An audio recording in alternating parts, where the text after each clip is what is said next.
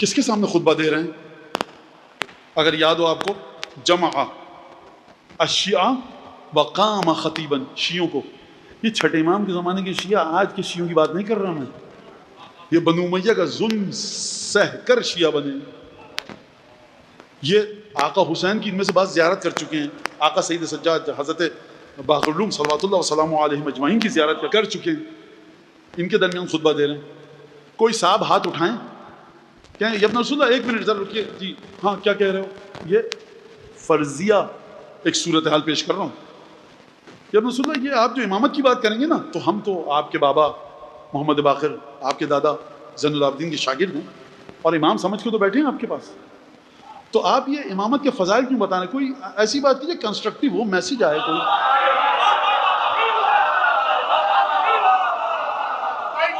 میاں امام نے بتا دیا، میرے باپ کے بھی شاگرد ہونا امامت کے فضائل سے بے نیاز نہیں ہو سکتے. وہی فضائل، وہی کسی پر کوئی کنسٹرکٹ، کوئی میسج نہیں، کوئی کام نہیں. چھٹے امام سے کہ جب رسول اللہ کوئی میسج نہیں، کوئی کام کی بات کیجئے. اصلا کائنات اور عالم غیب چل ہی فضائل 12-5-14 پہ رہا ہے. یہ مولانا آپ نے باتیں کر دی وہی نصیریت والی. جاؤ میاں جا کر روایتیں پڑھو، جا کر بہار کھولو، اصول کافی کھولو، مفادی کھولو، سیف سجادیہ کھولو. اصلا عالم غیب پہ حکومت ہے ہی 12-5-14 کی. امام فرما رہے ہیں فتح بہم عن باطن ینابیع علمہ، خدا کے علم کے جتنے ینابی ان گنت جتنے چشمے. خدا کے علم کے کتنے چشمے ہیں؟ 100، 1 ارب، 10 کھرب. 10 کھرب کو 10 کھرب سے ضرب دیجئے. آپ کے کیلکولیٹر میں صفر ختم ہو جائیں، کمپیوٹر میں صفر ختم ہو جائیں، جبرائیل تمام کی تمام چیزیں گنتے رہیں. بندہ 1000 سال عبادت اگر کرے اور ذر بقدر کوہ احد راہ حق میں دے، حج بھی پیادہ پا جو 1000 اس نے ہو کیے، اور بے گناہ شہید ہو وہ ظلم و جور سے، حب علی کی میں جو نہیں دل کے جام میں، جنت کی بو نہ آئے گی اس کے مشام میں. اچھا جو یہ بچے ہیں نا ہمارے جو آڑے ترچھے، دیکھیے مولانا اس کا فائدہ کیا ہوگا یہ بتا دوں، آپ تشنا نہ چھوڑوں گفتگو کو. یہ جو آپ نے فضائل، اس کا فائدہ کیا ہے مولانا؟ جو آپ فضائل بتائیں، بہرحال ہم تو پوچھنے کا حق تو رکھتے ہیں نا، سوال بالکل حق رکھتے ہیں. اس کا فائدہ جانتے ہو کیا ہے؟ جب جاؤ گے نا چھٹے امام کی قبر مطہر کے سامنے، تو مردے کی قبر پہ نہیں جاؤ گے، امام کی قبر پہ جاؤ گے، تم کو دیکھ رہا ہے. اور دوسرا فائدہ آپ جانتے ہیں کیا ملتا ہے آپ کو اہل بیت کے فضائل کما حقو سن کے روایت کی روشنی میں؟ جب آپ ہاتھ بلند کرتے ہیں نا ابو الفضل عباس سے توسل کے لیے، ابو الفضل عباس تو بہت دور کی بات ہے، وہ جو بہو ہے نا ابو طالب کی، ام البنین، اس کی بارگاہ میں جب آپ زیارت وارث پڑھ کے ہاتھ بلند کرتے ہیں نا، تو سمجھ میں آتا ہے کہ کسی متقیہ خاتون کی بارگاہ میں ہاتھ بلند نہیں کر رہا، مادر گرامی ابو الفضل ہے. یہ بہو ہے جناب ابو طالب کی، زوجہ مکرمہ عفیفہ مخدرہ حضرت امیر المومنین جناب ام البنین فاطمہ کلابیہ. یہ جو اہل بیت کے فضائل ہیں یہ کام اس وقت آتے ہیں، ایک جگہ بتا رہا ہوں صرف، جب تمہیں مدد کی ضرورت ہوتی ہے. سیدہ کونین کے فضائل جب بتائے جاتے ہیں اور جب مدد کے لیے ہاتھ اٹھتا ہے تو سیدہ کونین کی جو معرفت ہوتی ہے کہ شہزادی غیب و شہود آپ کی ٹھوکر میں ہے، جنت جہنم آپ کی جنبش ابرو کے منتظر ہیں، آپ سے مانگ رہے ہیں. یہ معرفت کام آتی ہے دعائے توسل پڑھتے وقت، یہ معرفت کام آتی ہے محمد تقی علیہ السلام کا نام لیتے وقت. اہل بیت کے فضائل کو اپنے وجود میں اتارو، اپنی اگلی نسل کو اسی طرح دو. مت سنو ان لوگوں کی باتیں. یہ فضائل پڑھ کے آج تک کیا ہوا میاں؟ یہ ہوا فضائل پڑھ کے کہ تمہاری اولادوں کو قیامت میں تمہارے باپ کے نام سے بلایا جائے گا.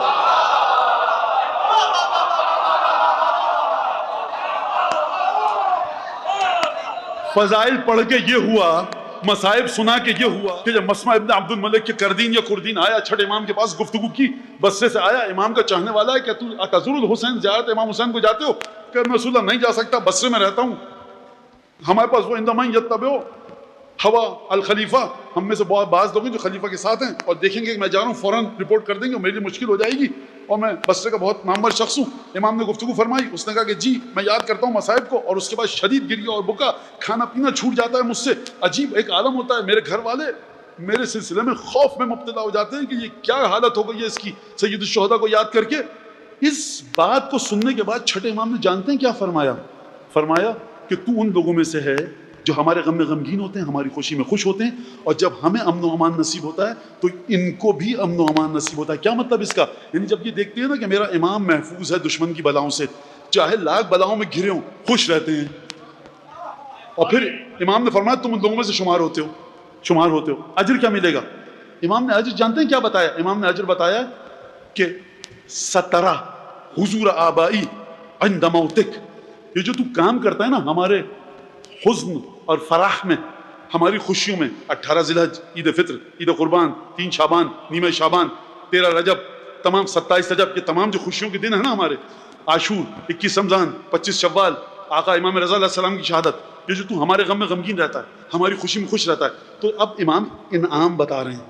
اچھا میں ایک بات کہہ دوں، کہاں میں نے ریوائز کیا، کل مجھے کس نے بھیجا، یہاں کیا کہاں کی مجلس، تو کب میں ہمیشہ کہتا ہوں کہ میں روایت کے ساتھ اپنے جملوں کو اضافہ کر کے بتاتا ہوں تاکہ نوجوان بچوں کی سمجھ میں آ جائے، کیونکہ عربی کا جو ڈھانچہ اور سانچہ ہے وہ بالکل مختلف ہے اردو سے۔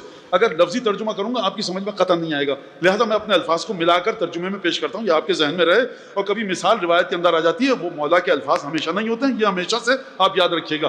اب امام اس کو اجر دے رہے ہیں، امام نے کہا تو ان لوگوں میں سے ہے، گنا جاتا ہے، تجھے شمار کیا جاتا ہے۔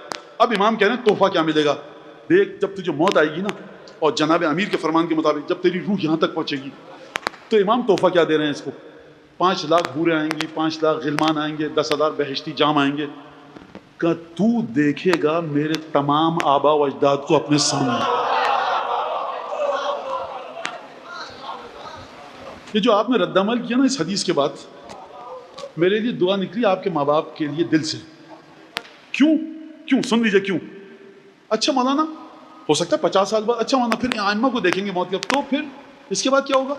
نہیں، یہ مجمع واقع جب تک ایسے ماں باپ زندہ ہیں کہ جن کی پہلی اور آخری دولت ہی یہ ہے کہ امام کی زیارت کر سکیں موت کے وقت، تو لہٰذا امام نے فرمایا تجھے جب نہ رسول اللہ جنت کا وعدہ دیجیے، کچھ اور بات امام فرما رہے ہیں میرے آبا و اجداد کو دیکھے گا۔ امام جانتے ہیں کہ سب سے زیادہ جو چیز اس کو پسند ہے وہی دکھوائیں گے۔